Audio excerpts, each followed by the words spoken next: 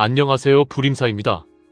오늘은 실제 상담 사례를 통해 왜 돈이 되는 것처럼 보였던 사업이 결국 손실과 인간관계 파탄으로 끝나는지를 사주와 육효, 그리고 음령 구조까지 통합해서 깊이 있게 풀어보겠습니다.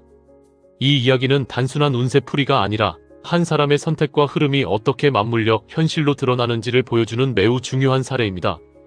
을사년 봄에 한 여인이 커피숍 동업과 재물운을 상담하였다. 사주를 보니 운세도 좋아 보이지 않았고 육효계도 좋지 않아서 사업을 만료했으나 이 여인은 결국 그해 겨울에 친한 친구와 함께 동업한 사업을 정리하고 사업을 철수했다.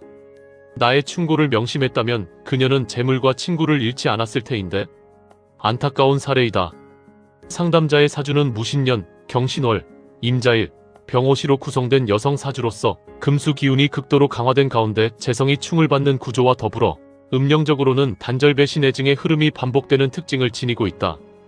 특히 간여지동의 신왕 구조와 편인격의 성향이 결합되어 자기 중심성과 판단 고집이 매우 강하게 작용하며 여기에 을사년 세운이 개입될 경우 재물이 비겁으로 전환되어 실제 손실로 이어지는 구조가 명확하게 드러난다. 사주명리, 음령술로 흐름을 통합하고 특히 을사년의 작용과 간여지동 편인격 왕상의 영향까지 함께 풀어보겠다. 먼저 연주 무신을 보면 이 사주의 근원적 뿌리이자 조상궁이다. 신금은 이 사주에서 반복적으로 등장하며 음령적으로 병액지이자 단절령, 배신령의 성격을 동시에 가진다. 이는 조상궁 자체가 사람으로 인한 문제와 단절, 배신의 경험을 내포하고 있음을 의미한다. 병액지는 반복적인 고통과 소모를 의미하며 단절령은 인연의 끊어짐, 배신령은 믿었던 관계의 붕괴를 뜻한다. 즉 이 사주는 인생의 근원부터 인간관계 속에서 기대와 신뢰가 깨지는 흐름을 안고 태어난 것이다. 명리적으로도 무토는 신금을 생조하여 금 기운을 더욱 강화시키고 이는 다시 일간 임수를 끊임없이 생해주는 구조를 만든다. 이로 인해 일간은 점점 더 강해지고 외부보다 자기 내부의 판단과 기준에 의존하는 성향이 뿌리 깊게 형성된다. 월주 경신은 부모궁이자 사회적 환경을 의미하며 여기서 신금이 다시 반복됨으로써 연주의 음령 구조가 더욱 강화된다. 병액지 단절령 배신령의 기운이 중첩되면서 현실 인간관계에서의 갈등과 파탄 가능성이 더욱 높아진다. 특히 월주는 사회 속에서 만나는 사람들과의 관계를 의미하므로 이 사주는 가까운 사람일수록 더 깊이 얽히고 결국 더 크게 깨지는 경험을 반복하기 쉽다. 명리적으로는 경금이 투출하여 금생수 구조를 극대화시키고 이는 임수일간을 더욱 강하게 만든다. 이러한 금수 과다 구조는 결국 신왕한 상태를 넘어 과왕에 가까운 힘을 형성하며 타인의 의견을 받아들이기보다는 자신의 판단을 절대화하는 경향으로 이어진다. 일주임자는 이 사주의 핵심이다. 간여지동 구조로서 임수와 자수가 동일한 기운으로 결합되어 있으며 이는 자기 에너지의 집중도와 일관성이 매우 강하다는 것을 의미한다. 동시에 이는 외부와의 조율이 어려운 구조이기도 하다. 음령적으로 자수는 결합지이면서 수장령과 단절령을 동시에 가진다. 결합지는 사람을 끌어들이는 힘, 즉 인연 형성 능력을 의미하며 실제로 이 사주는 사람을 끌어당기는 힘이 강하다. 그러나 수장령은 감정과 상황을 깊이 끌어안다가 결국 무겁게 가라앉는 성질을 가지며 단절령은 관계가 결국 끊어지는 방향으로 흐르게 만든다. 즉 강하게 끌어당기고 깊이 얽히지만 결국 끊어진다는 구조가 일주 자체에 내재되어 있다. 여기에 편인격의 성향과 신왕한 구조가 결합되면서 이 특징은 더욱 강화된다. 편인은 본래 직관, 고집, 자기 해석, 독자적 판단을 의미한다. 특히 신왕한 상태에서의 편인은 타인의 의견을 참고하기보다는 자신의 판단을 확신하고 밀어붙이는 성향으로 나타난다. 간여지동까지 겹쳐 있으므로 이 사주는 외부의 조언이나 경고를 듣더라도 쉽게 수용하지 않고 스스로 경험을 통해 확인하려는 경향이 강하다. 실제로 동업을 하지 말라는 조언에도 불구하고 실행에 옮긴 부분은 바로 이 구조에서 기인한다. 시주 병호는 이 사주의 재물과 현실 결과를 담당하는 자리이다. 병화와 오화는 모두 재성으로서 돈과 성취를 의미하지만 이 사주에서는 매우 불안정한 위치에 놓여 있다. 임수와 병화는 천간충 관계이며 자수와 오화는 지지충 관계이다. 이는 재성을 스스로 깨뜨리는 구조로 돈을 벌 수 있는 기회는 있지만 그것을 유지하지 못하고 스스로 충돌시켜 무너뜨리는 흐름을 만든다. 음령적으로 오화는 분리지, 애증령, 원한령의 성격을 가진다. 분리지는 결국 갈라지는 흐름을, 애증령은 사랑과 미움이 동시에 작용하는 감정 충돌을, 원한령은 갈등의 누적과 폭발을 의미한다.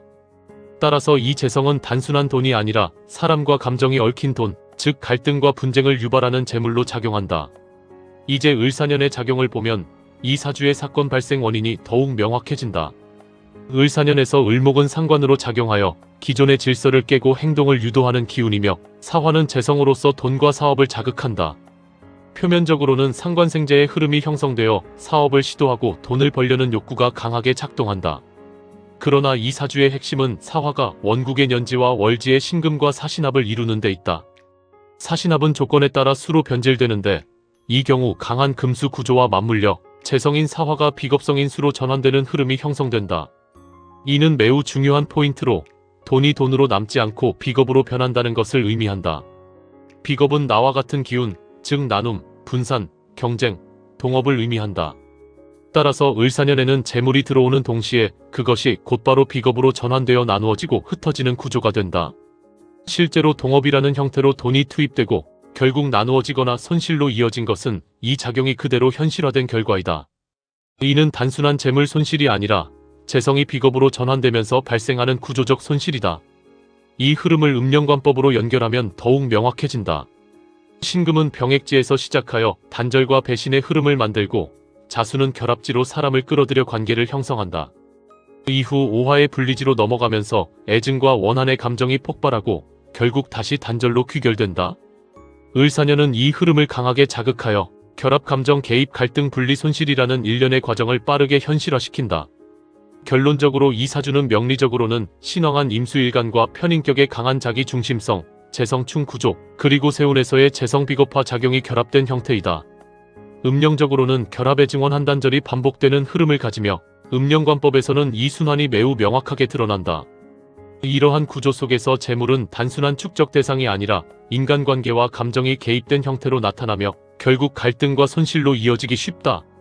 따라서 이 사주는 무엇보다 사람과 돈을 분리하는 것이 중요하며 독립적인 구조 속에서 재물을 관리하지 않으면 동일한 패턴이 반복될 가능성이 매우 높다.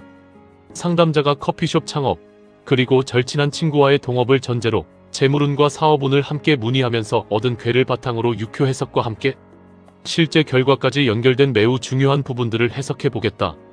작괴일은 진월 신유일이었으며 본괴는 천수송, 삼효가 동하여 변괴는 천풍구로 전개되었다. 이 괴는 겉으로는 재성이 왕상하여 돈이 되는 구조처럼 보이지만 실제로는 재물이 축적되지 않고 인간관계와 구조적 문제로 인해 손실로 귀결되는 전형적인 착시형 재물괴이다. 이 사례는 단순한 기흉 판단을 넘어서 왜 돈이 되는 것처럼 보였는지, 그리고 왜 결국 손실과 결별로 이어졌는지를 입체적으로 보여준다. 먼저 전체 괴의 구조를 보면 천수송에서 천풍구로 변화한다는 점이 핵심이다. 송괴는 본질적으로 분쟁, 시비, 판단 착오를 의미하며 시작 자체에 이미 불협화음이 내포되어 있는 상태를 말한다. 이는 사업을 시작하는 판단 과정에서 이미 균열이 존재했음을 의미한다. 변괴인 구괴는 뜻밖의 만남, 유혹, 일시적 기회를 뜻하는데 이는 친구와의 동업이라는 형태와 정확히 맞물린다. 즉, 이 사업은 안정적인 기반 위에서 시작된 것이 아니라 인간관계와 기회성 판단에 의해 시작된 구조이며 그 자체로 지속성이 약한 흐름을 내포하고 있다. 이 괴에서 가장 중요한 핵심은 세효의 형제효가 위치하고 있다는 점이다. 세효는 곧 본인을 의미하는데 형제효는 재물을 나누는 존재이자 경쟁, 지출, 동업자, 주변 사람을 의미한다. 즉, 본인이 재물을 취하는 구조가 아니라 애초부터 나누고 분산하는 구조에 들어가 있다는 뜻이다. 더욱이 이 형제효는 휴수 상태로 힘이 없기 때문에 본인이 주도권을 쥐고 재물을 통제하거나 축적할 수 있는 힘 자체가 부족하다. 이 한 가지 요소만으로도 동업은 매우 위험한 구조로 판단된다. 여기에 더해 3효에서 5화 형제효가 동하여 유금처제로 변화하는 구조가 나온다. 이 부분이 이 괴의 가장 핵심적인 함정이다. 겉으로 보면 형제가 제로 변했으니 돈이 생기는 구조로 해석하기 쉽다. 실제로도 많은 초보 해석에서는 이 부분을 긍정적으로 본다.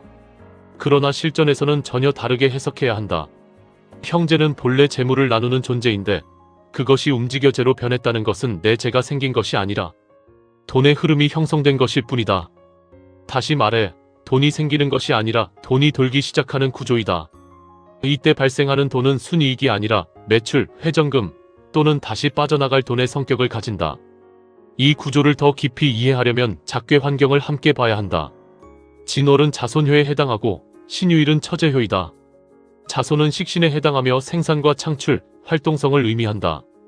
따라서 자손월이라는 것은 생산 활동이 활발하고 실제로 손님이 붙고 매출이 발생하는 구조임을 뜻한다.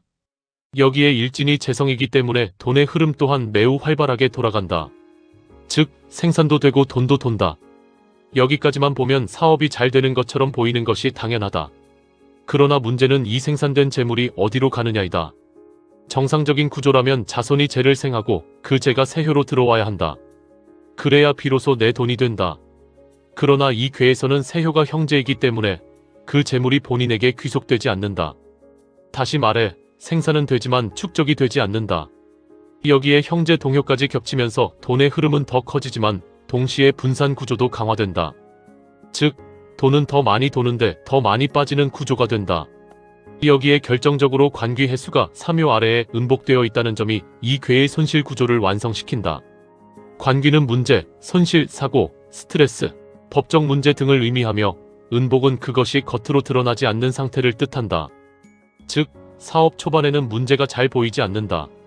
오히려 매출이 나오기 때문에 잘 되고 있다고 착각하기 쉽다. 그러나 시간이 지나면서 보이지 않던 비용, 갈등, 구조적 문제들이 누적되다가 어느 순간 크게 터지게 된다. 실제 사례에서 약 5천만 원의 손실이 발생한 것도 바로 이 구조 때문이다. 작은 손실이 아니라 내부적으로 누적된 문제가 한 번에 현실화된 것이다. 응효인 초효 또한 매우 중요하다. 초효에는 인목 부모효가 위치하고 있으며 백호와 휴수 상태이다. 부모효는 사업의 기반, 즉 가게 자리, 계약, 운영 구조를 의미한다. 그런데 백호는 파손, 손상, 단절을 의미하고 휴수는 힘이 없는 상태이다. 이는 결국 사업 기반 자체가 유지되지 못하고 깨지는 결말로 간다는 것을 의미한다. 실제로 이 여인은 겨울이 오기 전에 사업을 정리하고 동업 관계도 종료하게 된다. 이는 응효가 그대로 현실화된 결과이다. 이 모든 흐름을 시간적으로 연결해보면 더욱 정확하게 들어맞는다. 3효 5화가 동효이기 때문에 화 기운이 활성화되는 시기, 즉 봄에서 여름 사이에 사건이 본격적으로 전개된다. 실제로 이 여인은 을사년 봄에 동업을 시작하였고 시간이 지나면서 의견 충돌이 발생하여 결국 겨울이 오기 전에 정리하게 되었다. 궤의 흐름과 실제 시간 흐름이 정확히 일치하는 전형적인 사례이다. 결국 이 궤의 본질은 매우 명확하다. 재성은 왕상하여 돈이 되는 것처럼 보이지만 세효가 형제이고 형제가 동하여 재로 변하며 관귀가 음복되어 있기 때문에 그 재물은 본인의 것이 되지 않는다. 오히려 인간관계와 구조적 문제 속에서 계속 순환하다가 손실로 귀결된다. 특히 동업이라는 조건이 결합되면서 이 구조는 더욱 강하게 현실화된다. 형제는 동업자를 의미하고 형제가 동했다는 것은 인간관계에서의 변동과 갈등을 의미하기 때문이다. 이 사례에서 가장 중요한 교훈은 재가 왕하다고 해서 재물운이 좋은 것은 아니다라는 점이다. 반드시 세효가 재를 취할 수 있는 구조인지, 형제가 개입되어 있는지, 동효가 어떤 변화를 일으키는지, 관귀가 존재하는지, 그리고 응효가 어떤 결말을 암시하는지를 종합적으로 판단해야 한다. 특히 형제 세효와 형제 동효가 동시에 존재하는 경우는 동업, 금전 분쟁, 인간관계 파탄으로 이어질 가능성이 매우 높기 때문에 실전에서는 강하게 제지해야 한다. 이 여인의 사례는 상담자가 하지 말라고 판단한 것이 정확했음을 증명하는 사례이며 동시에 육효 해석에서 겉으로 보이는 재성의 강함에 속지 말아야 한다는 중요한 교훈을 남긴다. 겉으로는 돈이 되는 구조처럼 보였지만 실제로는 돈이 돌기만 하고 남지 않는 구조, 더 정확히 말하면 돈 때문에 관계가 깨지고 손실로 끝나는 구조였던 것이다. 이러한 궤를 만났을 때는 반드시 동업을 피하고 고정비를 낮추며 혼자 통제 가능한 범위 내에서만 움직이도록 조언하는 것이 옳은 판단이다. 이 영상이 여러분에게 도움이 되셨기를 바라봅니다. 앞으로도 실제 사례를 통해 보다 깊이 있는 명리와 육효, 그리고 음령 해석을 전해드리겠습니다. 지금까지 불임사에서 말씀드렸습니다. 감사합니다. 불임사